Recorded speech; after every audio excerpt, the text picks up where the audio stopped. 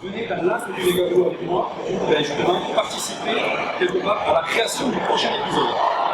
Donc, le prochain épisode, prochain contenu, ce sera le 21 mai. Et ça, l'interactivité, c'est des idées qui pourraient popper comme ça.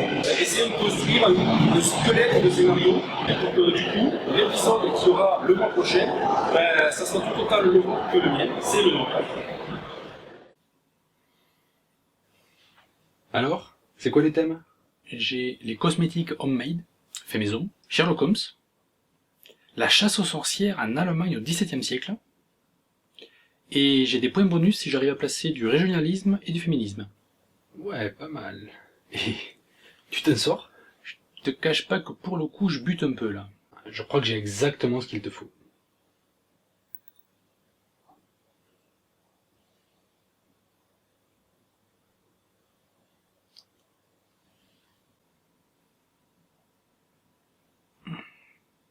T'es sûr?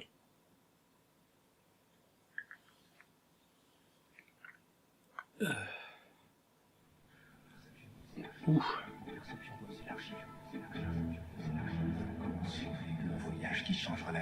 Premièrement, se mettre dans sa peau et se laisser aller au Holmesmaid. Vos perceptions doivent s'élargir. Changeons l'évolution du monde. Sa puissance augmente. Sourire à ce jeu de mots. Son pouvoir. Son secret lui vient du livre. Deuxièmement, ouvrir son esprit à d'autres formes de rituels pour voir leur point de vue. Troisièmement, danser avec le diable au clair de lune. Enfin, faire cet épisode du Figaro. C'est parti.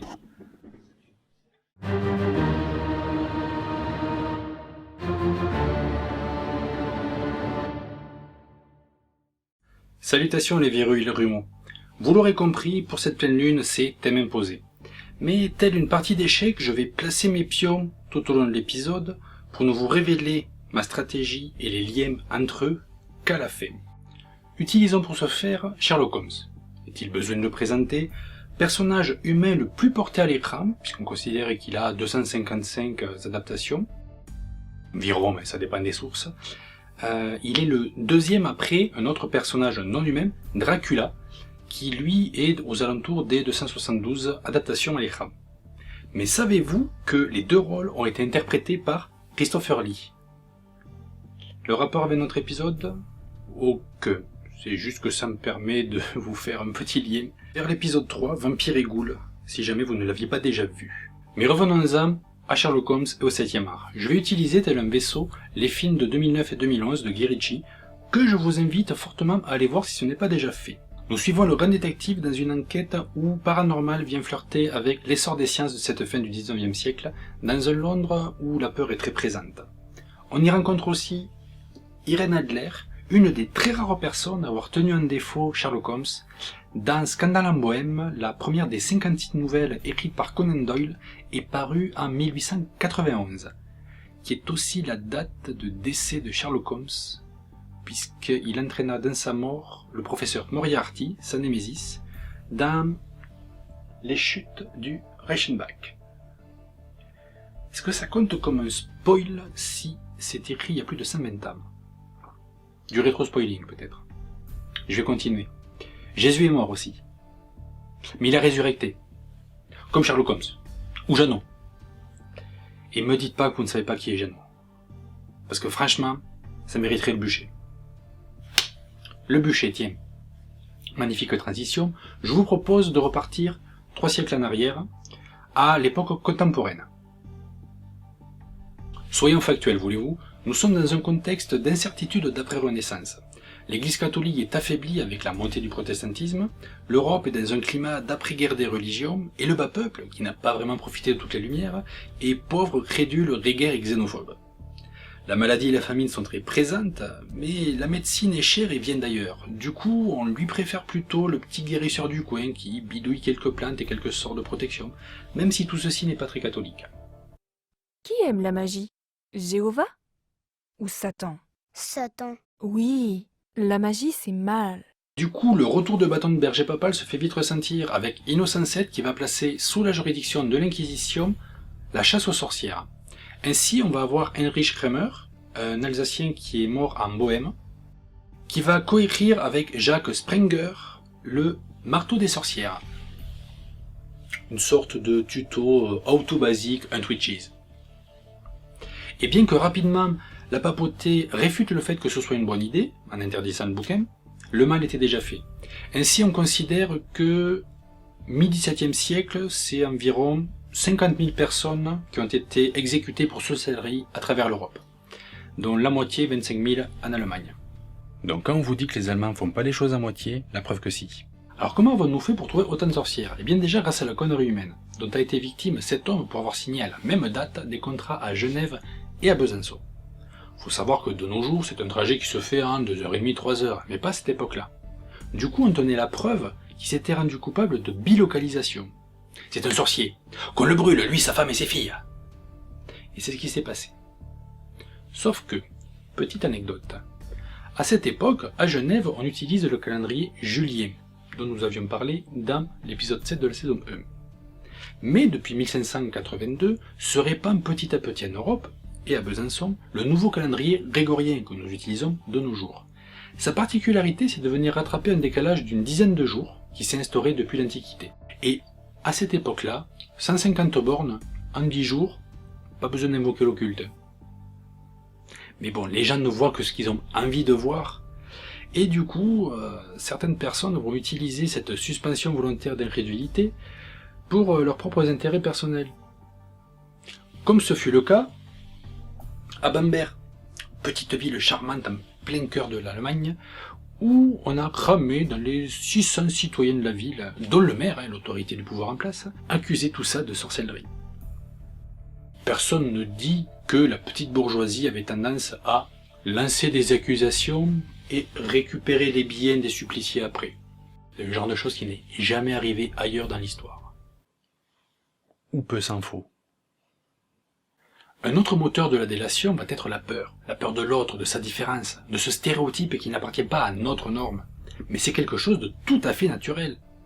Rejeter un individu va venir resserrer les liens du groupe, parce qu'opposé, ensemble, à lui. Et c'est très profitable pour la survie du groupe, surtout en ces temps troublés. Après, c'est pas parce que c'est naturel que c'est forcément bon.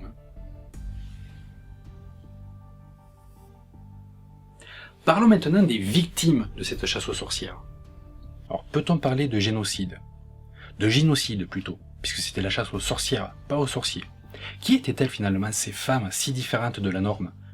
Des veuves devant subvenir à leurs besoins en bidouillant quelques plantes et sorts de protection? Ou au contraire des femmes fortes, capables de s'imposer même devant les hommes et de leur tenir tête? Il y a de ça. Quittons l'Allemagne pour descendre 800 bornes vers le sud et 100 ans en arrière. Katharina Sforza, ça vous dit quelque chose? Alors ceux qui ont joué à Assassin's Creed 2, évidemment, ça vous parle. Pour les autres, sachez juste que c'était la princesse de Forlì, une petite ville en Italie, et on va dire que c'était une femme qui en avait. Je vous laisserai assouvir votre curiosité à son propos.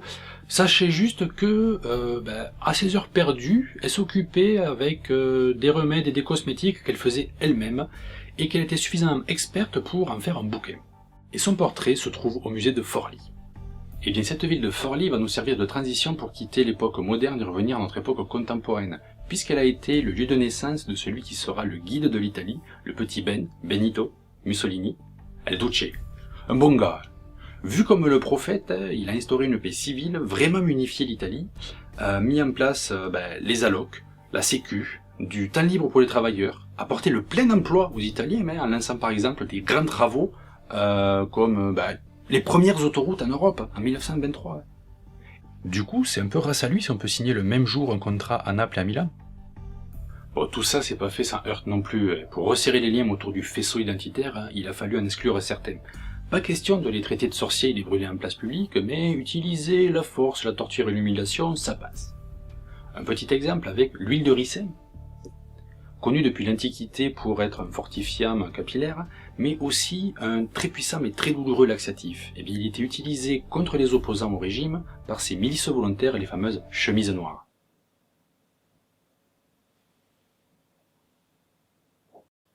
Franchement, tu trouves pas que ça t'a aidé à le sortir cet épisode? Bon. Et bien maintenant, tous mes pions sont placés, il est temps à présent de vous révéler les liens entre eux. Allez, commençons avec les cosmétiques faits soi-même et les remèdes de grand-mère qui ont été parfois particuliers, issus de tout ce qui était phytothérapie, dont était particulièrement friand Sherlock Holmes.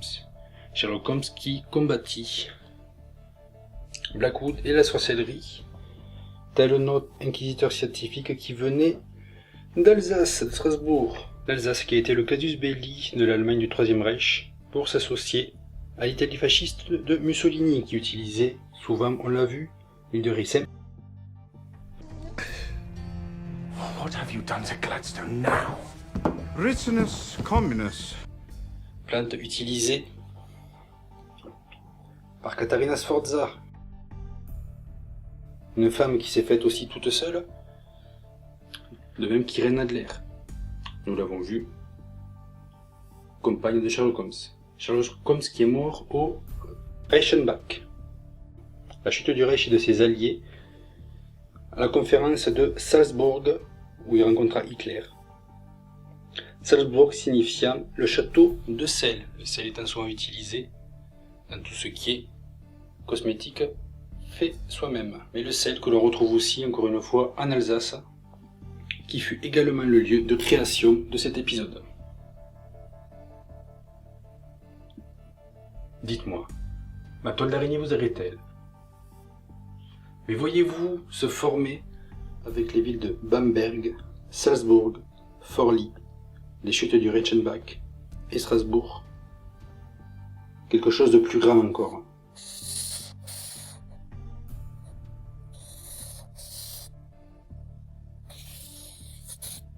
Le voyez-vous?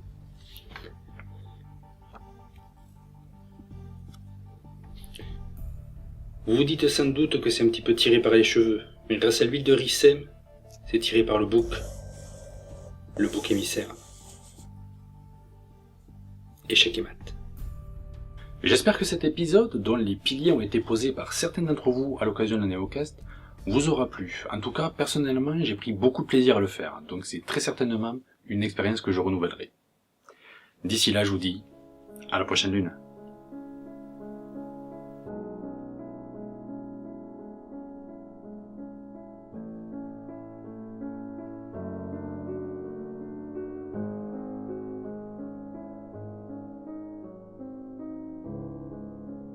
Ocitos, coccinum, en homeos, patus.